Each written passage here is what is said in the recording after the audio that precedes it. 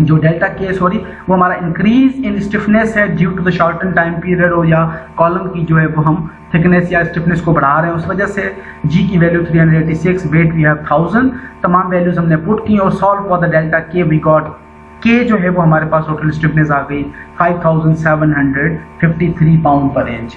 तो जैसा हमने देखा कि ओवरऑल दोनों चीज़ें कंसीडर हो रही हैं कि अगर हम मेंबर के अंदर एडिशनल वेट ऐड कर रहे हैं तो ओवरऑल जो है वो हमारा टाइम पीरियड भी इंक्रीज होता जा रहा है, और अगर हम कॉलम्स को स्ट्रेंथन कर रहे हैं या स्टिफनेस बढ़ा रहे हैं तो उस केस के अंदर हमारा जो टाइम पीरियड है वो रिड्यूस हो रहा है।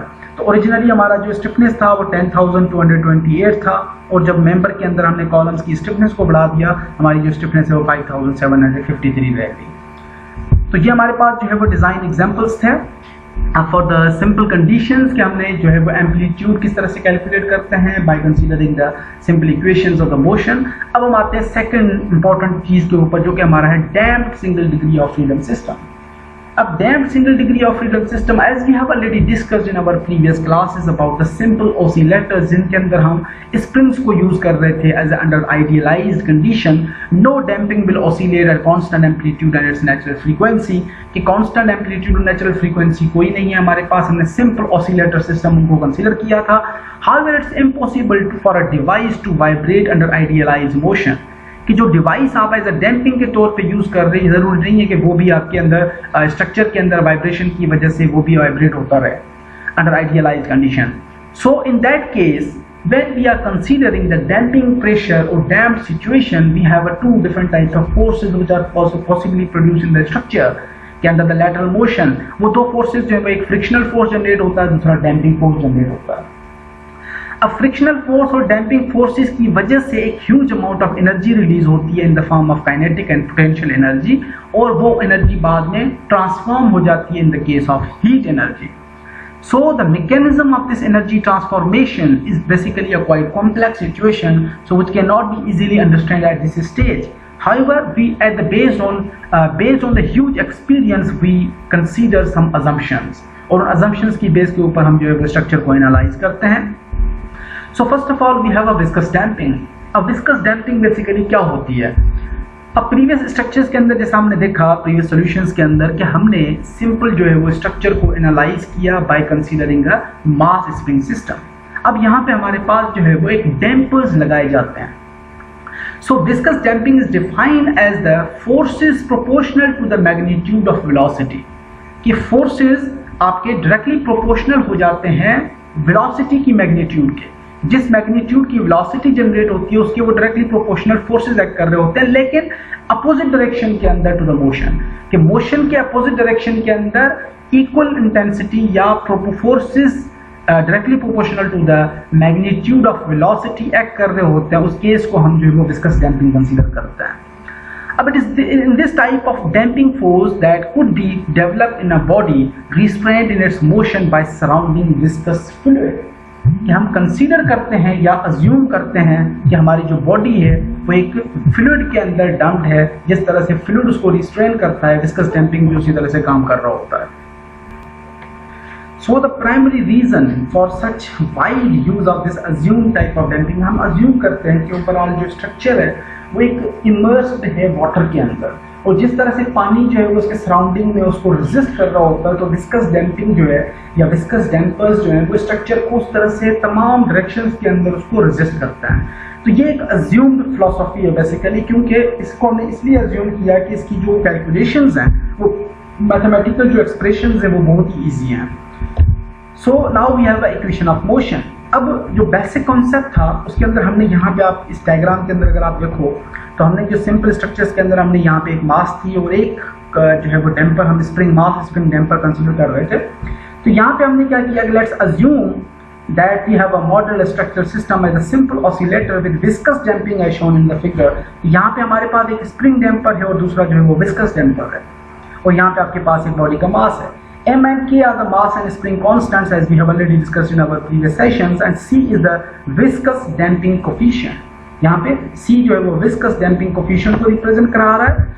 So as in the case of undamped oscillator, to draw a free body diagram and apply Newton's law to obtain the differential equations, हम जो है वो undamped oscillators को treat कर रहे हैं। उसके बाद जो है वो हमने Newton's law अप्लाई किया, इक्वेशंस ऑफ मोशंस डेवलप की, डिफरेंट टाइप्स की differential equations, the free body diagram of damped oscillation with the inertial force m u double dot is also shown as per the D'Alembert's principle. हमने different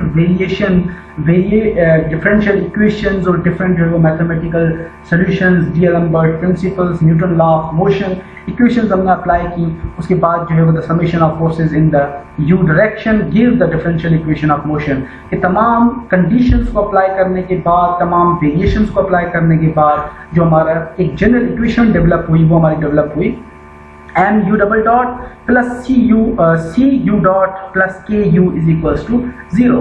अब m is the mass with the double derivative in the direction of displacement plus c is the coefficient जो कि अभी हमने discuss किया यहाँ पे कि c हमारा जो है वो किस चीज़ का है, विस्कस डैम्पिंग कोफिशिएंट है और उसको जो है वो हम सिंगल डेरिवेटिव में कंसीडर कर रहे हैं. उसके बाद k जो है वो lateral stiffness with respect to the lateral displacement और इसके अंदर हमने u को जो अज्यूम किया कि c e power p t हमने फोर्सेस अप्लाई किए और हमारी जो इक्वेशंस हैं उनके अंदर जब वैल्यूज को पुट किया इक्वेशंस मजीद रिवाइज होती गई. उसके बाद जनरल इक्वेशन डेवलप हुई. The roots of the quadratic equation are p1 and p2 is equals to c over 2m plus minus c over 2m square minus k over m under root. तो ये general equation develop हुई कि दो pressures हैं basically हमारे पास, उनको हम किस तरह से आइडेंटिफाई करते हैं considering the c m and k की वैल्यूज को कंसीडर करते हुए.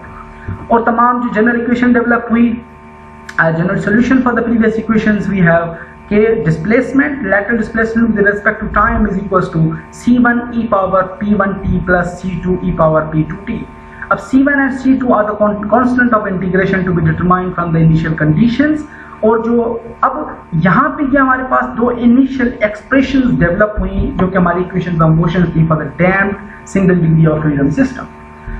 अब इन इक्वेशंस की बेस के ऊपर इक्वेशन के इस पैरामीटर को सिर्फ कंसीडर करते हुए हमारे पास डिफरेंट जो है वो तीन मैकेनिज्म्स आ गए. अब वो मैकेनिज्म क्या थे कि the final form of previous equation depends on the sign of the expressions under the radical और इन द क्वाड्रेटिक इक्वेशन. कि क्वाड्रेटिक इक्वेशन के अंदर जो रेडिकल फॉर्म है, जो अंडर रूट के अंदर पोर्शन है, इसकी जो वैल्यू है उसके ऊपर डिपेंडेंट है हमारी तीन कंडीशंस. कौन सी तीन कंडीशंस के? First of all this radical equation की जो वैल्यू है इट मे कम्स अराउंड 0. अगर वो 0 आ जाती है तो हमारी वैल्यू जो है वो किस चीज़ को रिप्रेजेंट करा रही है. सेकंड केस के अंदर अगर रेडिकल की जो वैल्यू है वो पॉजिटिव आती है तो वो किस चीज़ को रिप्रेजेंट करा रहा है. और थर्ड केस के अंदर अगर ये वैल्यू की रेडिकल फॉर्म के अंदर जो वैल्यू है ये अगर नेगेटिव आती है तो ये किस चीज़ को रिप्रेजेंट करा रहा है. So these distinct cases may occur the quantity under the radical, यानी कि क्वाड्रेटिक इक्वेशन के अंदर इस अंडर रूट के अंदर जो इक्वेशन है जो फार्मूला है बेसिकली इनके अंदर जो इक्वेशंस की वैल्यूज हैं अगर वो 0 आ जाती है, may either be 0, may either be positive and may either be negative. अगर वैल्यू 0 आती हैं उस केस को हम कंसीडर करते हैं the damping present in this case is considered as a critical damping. कि इस वैल्यू को बेसिकली अगर हमारी वैल्यू इस पूरे फंक्शन की वैल्यू 0 आती है तो उस केस को हम कंसीडर करते हैं एज अ क्रिटिकल डैम्पिंग. अगर 0 से ज़्यादा पॉजिटिव में वैल्यू आती है तो हमारा सिस्टम जो है तो क्या कंसीडर होता है. अगर वैल्यू नेगेटिव में आती है तो सिस्टम क्या कंसीडर होता है उस पर हम बाद में आते हैं. फिलहाल हम 0 की बात करते हैं कि it will be considered as a critical damping.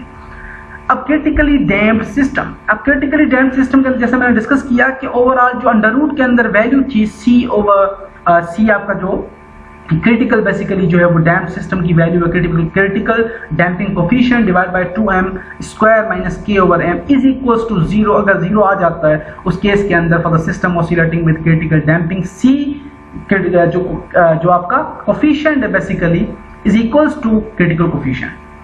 The expression under the radical is equals to 0. अगर 0 आ जाता है उस केस के अंदर हमारा जो क्रिटिकल कोफिशिएंट है या क्रिटिकल डैम्पिंग का जो कोफिशिएंट है वो नॉर्मल आपका कोफिशिएंट के इक्वल हो जाता है.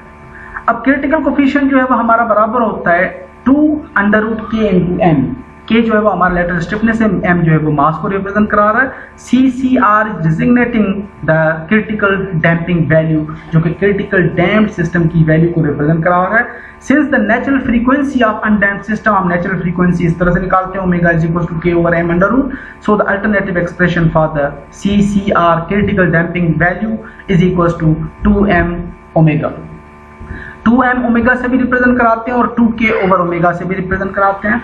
और in the critically damped system the roots of the quadratic equation are equal and from equation there will be p1 is equal to p2 is equal to minus c r over 2m। कि हम जो various equations और symbols वगैरह use करते हुए equations को मजीद solve करते हुए जाते हैं कि हमारी जो इक्वेशंस हैं वो किस तरह से रोल प्ले कर रही हैं हमारे सिस्टम के अंदर, इक्वेशंस ऑफ मोशन किस तरह से डेवलप हो रही हैं फॉर क्रिटिकली डैम्प्ड सिस्टम। अब क्रिटिकली डैम्प्ड सिस्टम के अंदर हमारे पास CR की वैल्यू आ गई कि जो C है, जो डैम्पिंग रेशियो है या C जो कोफिशिएंट था वो हमारा अगर क्रिटिकल डैम्पिंग वैल्यू के इक्वल आ जाता है या दोनों वैल्यूज क्रिटिकल डैम्पिंग वैल्यू की वैल्यू जो है वो इक्वेशन की वैल्यू 0 आ जाती है, उस केस को हम कंसीडर करते हैं as a critically damped system. अब उसके लिए जो है वो मजीद हमारे पास इक्वेशंस हैं कि हम इक्वेशन जो है वो total displacement, lateral displacement with respect to the time हम इस तरह से कैलकुलेट करते हैं। अनदर इक्वेशन हमने अप्लाई की, फिर दूसरी इक्वेशन हमने वन बाय वन हमने इक्वेशंस को by considering the differential system या डिफरेंशियल इक्वेशंस हमने इक्वेशंस को मॉडिफाई किया और इक्वेशंस को हमने कंसीडर करते चले गए। हम जो है वो ज़्यादा डिटेल के अंदर अगर हम थ्योरेटिकली चीज़ों को पढ़ना स्टार्ट करें मैथमेटिकल इक्वेशंस को, तो हमारी जो इंपॉर्टेंट चीज़ें हैं वो सारी रह जाती हैं। तो इस वजह से हमने वो चीज़ें सेलेक्ट की हुई है जो कि हमारे मेजर जो कंटेंट से कनेक्टेड हैं और हमने जो है वो डिज़ाइन एग्जाम्पल्स में हमें जो चीज़ें हेल्प कर रही हैं वही हमने अंडरस्टैंड करनी है और उनको हमने यूटिलाइज करना है। So second case we have a critically damped system के बाद हमारे पास एक और सिस्टम आ जाता है ओवर डैम्प्ड सिस्टम। अब ओवर डैम्प्ड सिस्टम के अंदर जो वैल्यूज थी कि let's suppose we have in a over damped system the damping coefficient जो C की वैल्यू थी अगर वो क्रिटिकल डैम्पिंग की वैल्यू से एक्सीड कर जाती है, उस केस को हम जो है वो ओवर डैम्प्ड सिस्टम कंसीडर करते हैं। यानी कि जो हमारा केस था, तीनों केस, जो फर्स्ट केस था कि अगर the quantity under the radical में आइदर बी 0, अगर 0 आती है उसको हमने कंसीडर किया द क्रिटिकल डैम्पिंग। अगर हमारा जो रेशियो है वो वैल्यू पॉजिटिव आ जाती है, यानी कि जो आपका in an over damped system the damping coefficient is greater than the value for critical damping, उस केस को हम कंसीडर करते हैं as a over damped system. Therefore, the expression under the radical is positive. So the magnitude of the oscillation decays exponentially with time to 0. कि जैसे ही damped system के अंदर ऑसिलेशन या एक वाइब्रेशन जनरेट होती है उसका मैग्नीट्यूड जो है वो slowly with the respective time वो कम होता 0 हो जाता है। Figure below shows graphically the response of simple oscillator with critical damping. कि क्रिटिकल डैम्पिंग आपको इस तरह से नजर आती है कि फॉर एग्जांपल हमारे पास जो है वो वेलोसिटी है, इनिशियल हमारे पास जो है वो एम्पलीट्यूड्स हैं, उसके बाद जो है वो with respect to the time हमारे पास डिस्प्लेसमेंट और लेटरल डिस्प्लेसमेंट जनरेट हो रही हैं और मेंबर जो है वो एक पीक वेव जनरेट करता है और वो स्लोली जो है वो डिमोलिश हो जाती है। So the response of the overdamped system is similar to the motion of the critically system but in return to the neutral position requires more time as in the case of damping is increased। damping अगर आप बढ़ा देते हो तो उस case के अंदर जो diminishes एनर्जी जो डिसिमिनेट होती है, एनर्जी जो खत्म होती है उसके अंदर बहुत ज़्यादा टाइम लग जाता है as compare to the critically damped system. तो ये हमारे पास जो है वो ओवर डैम्प्ड सिस्टम कहलाता है जिसके अंदर जो C की वैल्यू है डैम्पिंग कोफिशिएंट की जो वैल्यू है वो आपकी क्रिटिकली डैम्पिंग वैल्यू से